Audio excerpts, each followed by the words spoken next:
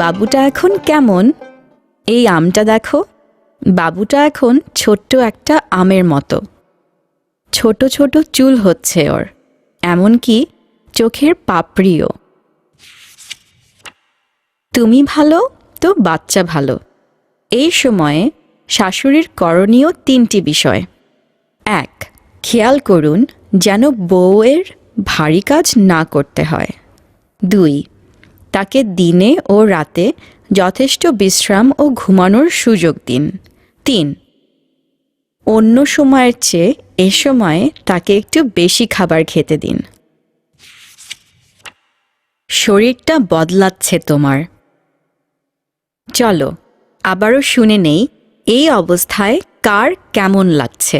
গত মাসের চাইতে আমার এখন ভালোই লাগে। পেট যে কেন পরিষ্কার হচ্ছে না আমার এখনো দুর্বল লাগে। এখন তোমার ৪ মাস। আশা করি এখন আগের চেয়ে শরীরটা ভালো লাগছে। তোমারও কি শরীর ঝিমঝিম করে? মুখ আর গায়ের চামড়া কি শুকনা? বুকটা ভারী ভারী লাগে? পেশাবের রাস্তা দিয়ে সাদা পানি যায়? নিজের যত্ন নাও। ঘরের বাইরের কাজ খালি কি ঘর বাড়ির কাজ? পুরুষদের সাথে বাইরের কত কাজ যে করি আমরা। চাষবাসে সাহায্য করা, অফিস আদালতের কাজ, কলকারখানার কাজ। যারা ঘরে বাইরে কাজ করে তাদের এই সময় এসে জামিলার মতো মনে হতে পারে। এইটুক ভারী কাজ তো আমি সব সময়ই করি, কিন্তু এখন এই শরীর নিয়ে সামান্য কাজ করতে গিয়াও গরমে হাঁপায়া উঠি একেবারে। বাচ্চা পেটে আসলেই কি আর কাজ না করে উপায় আছে? না, উপায় তো নাই বোন, কিন্তু বুদ্ধিমতো চললে সব কিছুই করা সম্ভব। সারাদিন দাঁড়িয়ে কাজ করতে হলে মাঝে মধ্যে একটু বসে নিতে পারলে ভালো। আর একটানা বসে কাজ করতে হলে হাত পা মেলার জন্য একটু উঠতে পারলে খুব ভালো। সুযোগ পেলেই জিরিয়ে নিও, আস্তে ধীরে উঠে বসো। মাটি থেকে কিছু তুলতে হলে সরাসরি নিচু না হয়ে হাঁটু ভেঙে নিচু হয়ে তোলা উচিত। না লেখা ছবির মতো নয়, হ্যাঁ লেখা ছবির মতো। ভারী ওজন নিতে হলে কারো সাহায্য চাও, আর যদি ওজন নিতেই হয় ভাগ করে ছোট ছোট করে নেওয়া ভালো। বুঝে শুনে কাজ করো। ঘর মোছা বা ঘর লেপার কাজ থেকে যতটা সম্ভব দূরে থাকতে চেষ্টা করবে। সাহায্য নিতে লজ্জা কি? টিউবওয়েলে পানি চাপতে হলে কাউকে ডাকবে। এমনকি বাড়ির ছোট ছেলেমেয়েরাও তোমার জন্য পানি চেপে দিতে পারে। মাস্ক আর গ্লাভস ব্যবহার করবে। ধোয়া, কেমিক্যাল, বিষাক্ত গ্যাস এগুলার কাছাকাছি যদি তোমাকে কাজ করতে হয় তাহলে নাক মুখ ঢেকে রাখবে।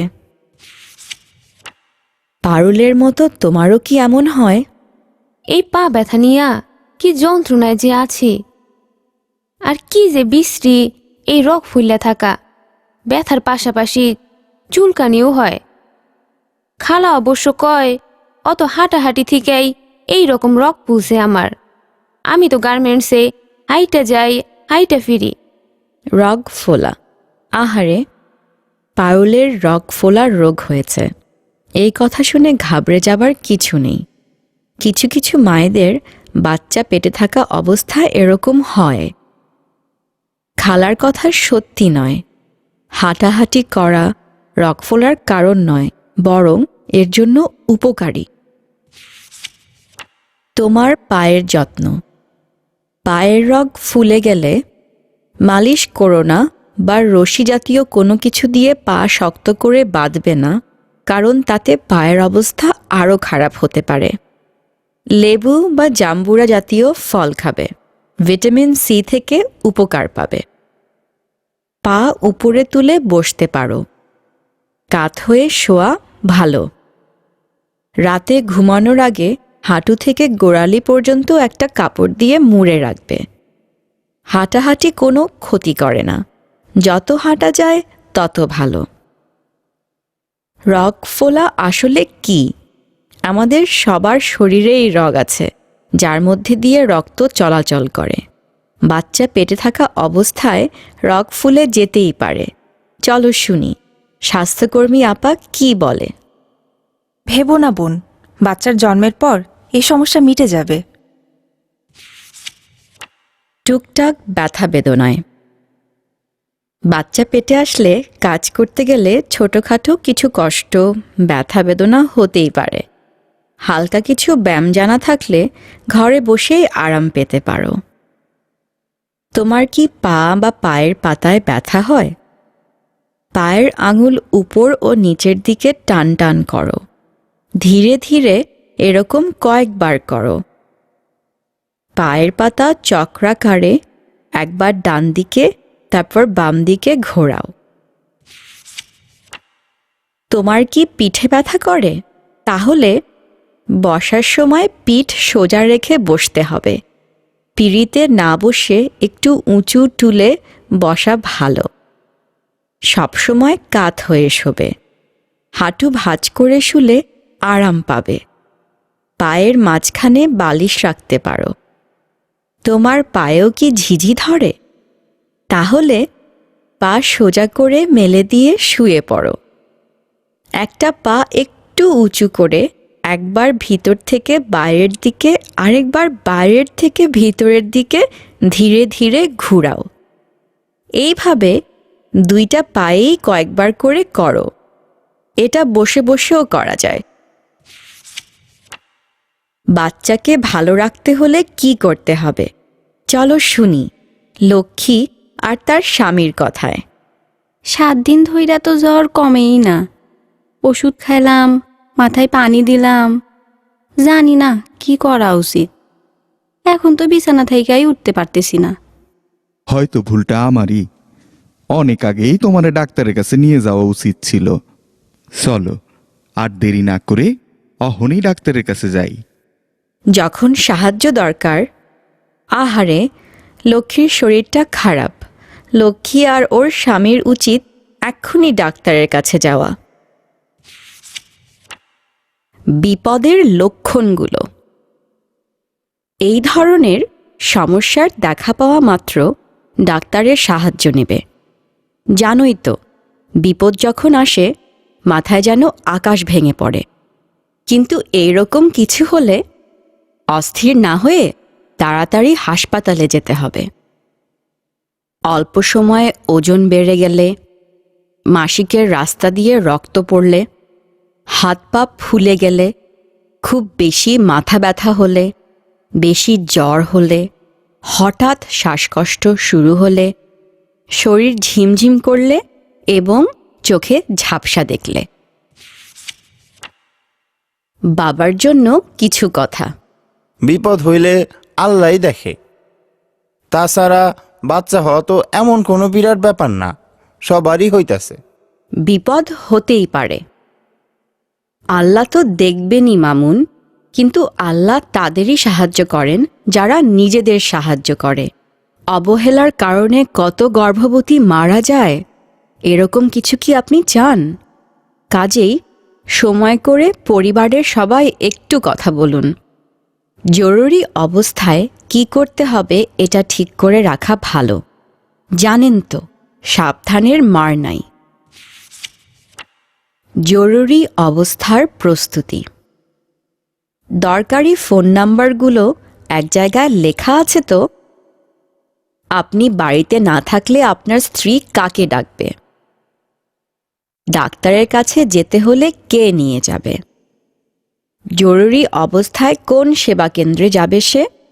সেখানে যেতে হলে রিক্সা ভ্যান বা সিএনজি পাওয়া যাবে তো? এর জন্য টাকা আলাদা করে রাখা আছে তো? রক্তের প্রয়োজন হলে কারা রক্ত দিবে তা ঠিক করা ও তাদের নাম ঠিকানা হাতের কাছে আছে তো? ডাক্তার আপা কিন্তু সবাইকে আশ্বস্ত করে বলেছেন, তোমার আর তোমার বাচ্চার ভালোর জন্যই আমরা আছি। আমাদের সাহায্য নিতে কোনো ভয় করো না। পেশাবের জ্বালাপোড়া। পারুলের মতো তোমারও কি হয়? কয়দিন থেকে পেশাব করতে গেলে এমন জ্বইলা ওঠে। পেশাব হওয়ার ভয়ে পানি কম খাইছি 2 দিন। এই দিকে আবার পেশাবু লাগে বারবার। আহা, পারুলের তো পেশাবে ইনফেকশন হয়ে গেছে। তোমারও পেশাবে ইনফেকশন হয়েছে বুঝবে যদি পারুলের মতো তোমারও পেশাবে জ্বালাপোড়া করে। ওষুধ ছাড়া এর কোনো চিকিৎসা নেই। ইনফেকশন যাতে না হয় তা নিশ্চিত করতে দিনে অন্তত 8 গ্লাস তরল খেতে হবে, যেমন ডাবের পানি, আখের রস, চিড়ার পানি ইত্যাদি। পায়খানা পেশাবের পর প্রচুর পরিমাণে পরিষ্কার পানি ব্যবহার করতে হবে, আর পেশাব চেপে রাখা যাবে না। বারবার পেশাব করার ভয়ে কিন্তু পানি কম খাইও না। চলো শুনি লক্ষ্মীর সমস্যাগুলো কি কি। আজকাল বসা থেকে উঠলেই চোখে কেমন আন্ধার লাগে, একটু পরে আবার ঠিক হইয়া যায়। কিন্তু আমার চোখ দেখা স্বাস্থ্যকর্মী আপা সেদিন কইল আমার নাকি শরীরে রক্ত কম। এইটা কেমনে সম্ভব? খাওয়া দাওয়া তো ঠিকই করি আমি। লক্ষ্মীর শরীরে আয়রনের পরিমাণ কম।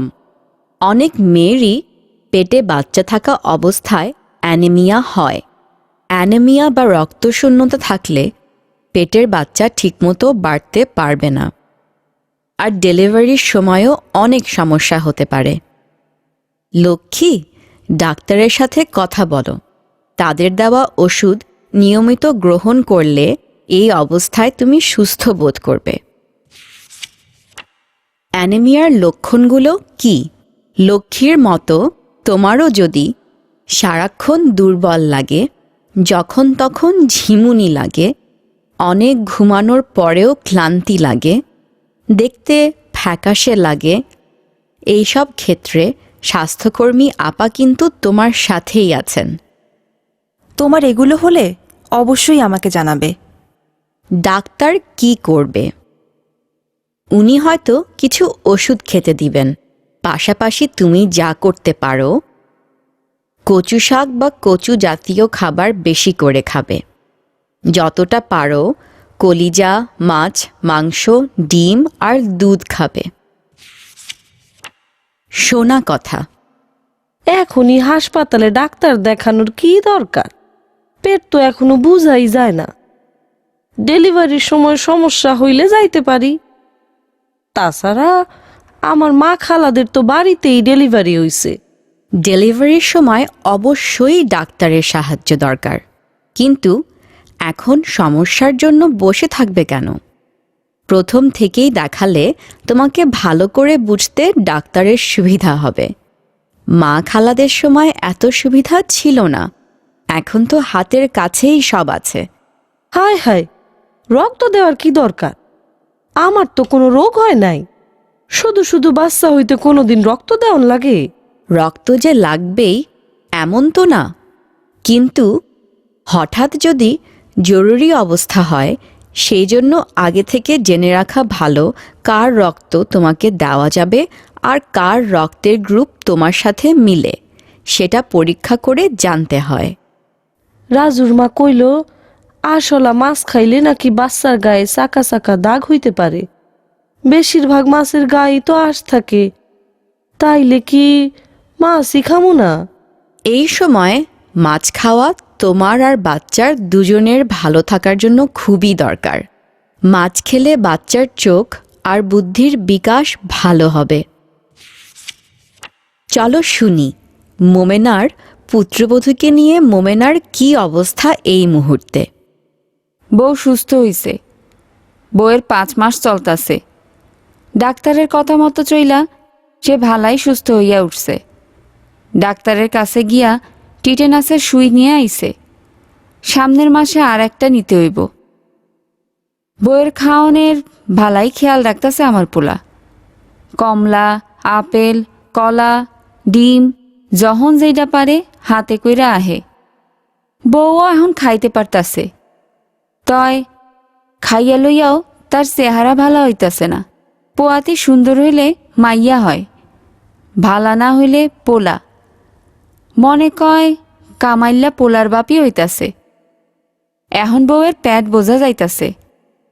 পেটিকোটের রশি শক্ত কইরা বান্ধার জন্য কইয়া দিছি, নইলে পেট বেশি উঁচা হইব, বাচ্চা ডাঙ্গর হইব।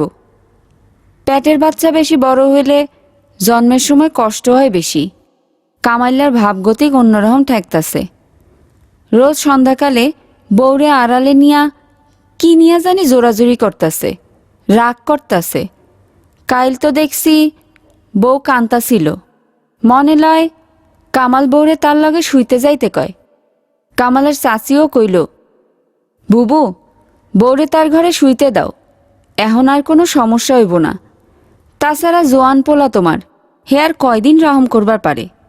বউটাও মনমরা হইয়া থাহে, এখন তো তার হাসি খুশি তাহন দরকার। কইলাম, তুমি কইয়া দাও বউরে, আমার শরম করব। কামালের চাচি হাসে। আমি বউরে আইজ তার ঘরে তুইলা দিমুনে। কইলাম, তাই এখন একটু সাবধান থাকুন দরকার, সন্তানের ক্ষতি হইবার পারে। অগরে কি আর সেই কথা কন যায়? তুমি বউরে ইশারায় বুঝাইয়া দিও। কামালের চাচি কইল, আচ্ছা কমুনে, তুমি নিশ্চিন্ত থাহো। বউ এখন সংসারের কাজকাম করতেছে, তাই পুতায়া পুতায়া করে, শুইলে ওঠে না। তারে কইছি, কাম না করলে বিয়ানির সময় বেদনা বেশি হয়, আর 2 মাস বাদে বউরে বাপের বাড়ি পাঠাইতে হইব। জ্যোৎস্নার এই অবস্থায় তার স্বামী তাকে অনেক সহযোগিতা করছে, সেটা আমরা আগেই শুনেছি। কিন্তু সে তো গার্মেন্টসে কাজ করে। চলো শুনি সেখানে কি অবস্থা। সুপারভাইজার যখন জানলো গার্মেন্টসের মেশিনে যখন অনেকক্ষণ ধইরা বইসা কাজ করি, তখন পেটের কোনায় কেমন একটা চিনচিন ব্যথা করে। কাজের মধ্যে মাঝে মাঝে উঠা দাঁড়াই, আবার বসি, আবার দাঁড়াই। এখন আবার ঘন ঘন পেশাব ধরে। প্রতিবার বাথরুমে যাওয়ার সময় সুপারভাইজার আপা চোখ ঘুরাইয়া তাকায়। উনি খুব রাগী মানুষ, কেউ কাজে ফাঁকি দিলে খুব বকাঝকা করে। আমরা সবাই তারে ভয় পাই। সেই সুপারভাইজার আপা লাঞ্চ পিরিয়ডে আমারে ডাক দিলেন। ভয়ে বুকটা দুরু দুরু করতে লাগলো। তোমার ব্যাপারটা কি জ্যোৎস্না? বারবার দেখি মেশিন ছেড়ে উঠে দাঁড়াও, কি হয়েছে? আপা মানে আসলে ওনাকে কিভাবে যে বিষয়টা জানামো বুঝতে পারি না। উনি ভালো কইরা চোখ ঘুরাইয়া আমাকে দেখেন, তারপর বললেন, কি জ্যোৎস্না, কথা বলো না কেন? তোমারে কেমন যেন লাগে। কি হয়েছে বলো? বাচ্চা পেটে আসছে নাকি? হ্যাঁ আপা, আমি ভয়ে ভয়ে বলি। কয় মাস? আপা মোটা গলায় জিজ্ঞেস করেন। 4 মাস আপা। বেশিক্ষণ বৈশা কাজ করলে পেটে কেমন চাপ দিয়া ধরে, এই জন্য উঠবস করি। ঠিক আছে, শোনো, তোমার যদি মেশিনে বসতে বেশি অসুবিধা হয় তাইলে কোয়ালিটি সেকশনে কাজ করো, দাঁড়ানোর কাজ। এর কয়েকদিন পর সুপারভাইজার আপা আমাকে কোয়ালিটি সেকশনে বদলি কইরা দেয়। সারাদিন দাঁড়ায় কাজ করি। মাঝে মাঝে ব্যথায় পা টন টন করলে একটু বসি। এর মধ্যে সুপারভাইজার আপা একদিন ডাইক্কা বললেন, শোনো, কারখানার আইন মতে বাচ্চা হওয়ার 1 মাস আগে ছুটি পাবা, বাচ্চা হওয়ার পর আরও 2 মাস বেতন সহ ছুটির একটা দরখাস্ত দাও। আমার বুক থেকে দুশ্চিন্তার একটা ভার নাইমা গেল। যাক, তাইলে ছুটি পামো। কিছু গার্মেন্টস তো শুনছি ছুটি দিতে চায় না। বাচ্চা পেটে আসার পর আমাদের বস্তির রোকের তো চাকরি চলে গেল। বশির তার স্ত্রী সোনায়ের এই অবস্থায় চমৎকারভাবেই পাশে। আমরা সে কথা শুনেছি। চলো শুনি এখন তাদের কি অবস্থা। বাচ্চা একটু নড়ে। ঘুমায় আসছিলাম, হঠাৎ ভাইঙ্গা গেল ঘুম। চাইয়া দেহি সোনায় হাসতাছে, বুকটা স্যাত কইরা উঠল। শুনছি এই সময় নাকি ভূত পেতনির আসর হয়। আমি তারে জিগাইলাম কি হইছে, কিন্তু সোনায় উত্তর না দিয়া চুপ করতে কইল। আমি চুপ করলাম।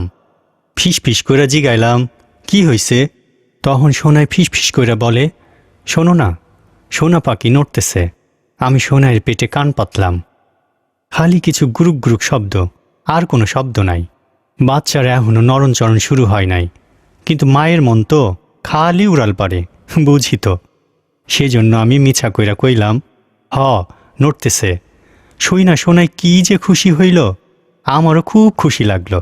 আমি সোনাইয়ের মাথায় হাত বুলাইয়া দিলাম যাতে একটু ঘুমাই। ডাক্তার আপাই কইছে এখন তার 8 থেকে 10 ঘন্টা ঘুম দরকার। সোনাই এখন একটু খাইতে টাইতে পারে, খাইতে তো হইবই, বেশি বেশি খাইতে হইব, দুইজনের খাওন না। এখন মায়ে যা খাইব মায়ারও সেইটাই খাওন। মায়ের মন খারাপ থাকলে নাকি মায়ারও মন খারাপ থাকব। তাই আমি সবসময় সোনাইরে হাসি খুশি রাখবার চেষ্টা করি। গোস্বা হইলেও রাগ করি না, আর পুষ্টিকর খাওন দেই দুইজনের। স্বাস্থ্যকর্মী শিপার কল্যাণে শেষ পর্যন্ত রমিজার বিপদ কেটেছিল। এখন কেমন আছে সে? চলো শুনি শিপার মুখেই। টিকা নিয়ে ভয়।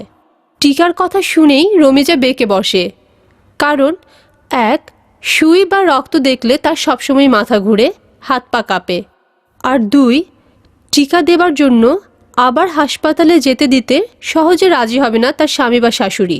আমাকে এবার একটু কঠোর হতে হয়। নিজের আর সন্তানের ভালোর জন্য একটা টিকা নিতে পারবা না তুমি? এটা কেমন কথা হইল রমিজা? এই সময় কমপক্ষে 2টা টিকা না নিলে তোমার ধনুষ্টঙ্কার হইতে পারে, আর একবার এই রোগ হইলে মৃত্যু নিশ্চিত। ধনুষ্টঙ্কার? রমিজা যেন একটু থতমত খায়। তার মনে পড়ে ছোটবেলায় পাড়ার একটি মেয়ের এই রোগে মরণ হয়েছিল। তখন ব্যাপারটা বুঝতে পারেনি, কেবল জেনেছিল মেয়েটার শরীর বেঁকে গিয়েছিল ধনুকের মতো, আর তারপর মুখে ফেনা উঠে মারা গিয়েছিল। আমি ওকে বুঝিয়ে বলি, বাচ্চা হওয়ার সময় কি নাড়ি কাটার সময় একটু অসাবধানতা বা অসতর্কতায় জীবাণু সংক্রমণ হতে পারে যখন তখন। 1 মাস বিরতিতে 2টা ধনুষ্টঙ্কারের টিকা নিয়ে নিলে আর কোনো ভয় নেই, বাচ্চাও নিরাপদ, মাও। কিন্তু আপা, রমিজা তবুও গড়িমসি করে। মাত্র সেই দিন না হাসপাতালে গেলাম, রক্ত ভরা হইল, 2 দিন আসিলাম। আবার হাসপাতালে যাওয়ার কথা শুনলে যদি শাশুড়ি রাগ করেন। আমি ওকে আশ্বস্ত করি, আচ্ছা তোমার যাওন লাগবো না, আমি বাড়িতে এসে তোমারে টিকা দেয়া যামু। হইল এখন? রমিজাকে চিন্তিত দেখায়, কিন্তু খরচ। আমি আবারও হাসি, এটা বিনা পয়সায় দেয়, বুঝছো? এইবার আর তর্ক কইরো না তো। আমি কাইল আসুম নে, তোমারে প্রথম ডোজ টিকা দেয়া যামু। তুমি কাম কাজ ছাইরা তৈরি থাইকো। মনির কথা মনে আছে? সেই যে কম্পিউটারের মধ্যে পেটের বাচ্চা দেখা যাওয়ার বিষয়টা কি অবাকই না হয়েছিল সে। চলো শুনি এখন কি অবস্থা তার। জীবন হইল রঙিন। ডাক্তার আপার কাছে গেছিলাম, কইছে স্বাভাবিক সব কাজ করতে, কিন্তু ভারী কাজ করা মানা। এখন আমি খুব ভালো আছি। কোনো দিন যে আবার আমার রুচি ফিরবো ভাবি নাই। আমি খাইতে পারতেছি, কোথাও কোনো গন্ধ পাই না। আহ, কি যে শান্তি! এই মাসে আমার নাকি চেহারাও একটু খুলছে, সবাই তাই বলতেছে। যাই হোক, পেট পুইরা যে খাইতে পারতেছি, আল্লাহর কাছে হাজার শুকর। স্বাস্থ্যকর্মী আপা বলছেন, যা মন চায় তাই খাইলে হইব না, মাছ মাংস খাইতে হইব, ভাত পরিমাণ মতো, রঙিন শাকসবজি, দই, ফলমূল খাইতে হইব, পানিও খাইতে হইব প্রচুর। শরীর মন 2 এত ভালো। এই সপ্তাহে উনি আসলে সিনেমায় যামু। পরে যদি আর বেড়াইতে যাইতে না পারি, নতুন বই কোনটা আইছে দেওরে আড়ালে ডাইকা জিগাইতে হইব। আমারে অবশ্য কম যাইব না, কমু ডাক্তারের ধারে যাইতেছি। এমনিতেই আমি নাকি বেশি কথা কই, লাফাইও বেশি। মা হওয়ার সময় নাকি এইসব করা মানা, কইলেই কি আর স্বভাব বদলানি যায়?